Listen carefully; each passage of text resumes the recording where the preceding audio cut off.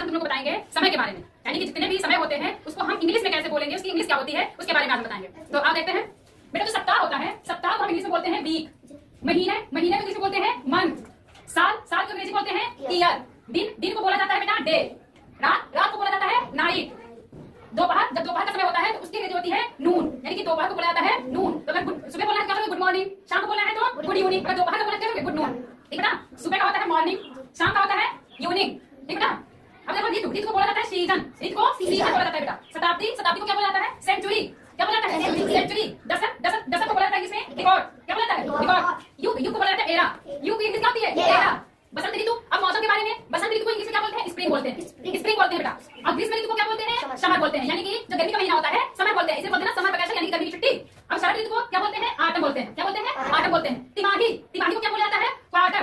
जब तुम लोग का एग्जाम होता है तीसरे महीने वाला, उसको क्या बोला जाता है क्वार्टरली एग्जाम, यानी कि तिमाही का एग्जाम हुआ है तो तिमाही को क्या बोला जाता है क्वार्टर। भोर को क्या बोला जाता है डॉन। सूर्यास्त, जब सूर्यास्त का समय होता है, जब सूर्य डूबता है उसको क्या बोला जाता है सनसेट, क्या बोला जाता है सनसेट। वर्तमान क्या बोला जाता है, वर्तमान को करंट भी बोलते हैं और प्रेजेंट भी बोलते हैं, यानी जिस समय तुम पढ़ रहे हो, ये कौन सा है समय, वर्तमान समय में पढ़ रहे हो, यानी कि करंट टाइम में पढ़ रहे हो, प्रेजेंट टाइम में पढ़ रहे हो, तो ये वर्तमान हो गया। भूत को क्या बोला जाता है पास्ट बोला जाता है। भविष्य को क्या बोला जाता है फ्यूचर बोला जाता है।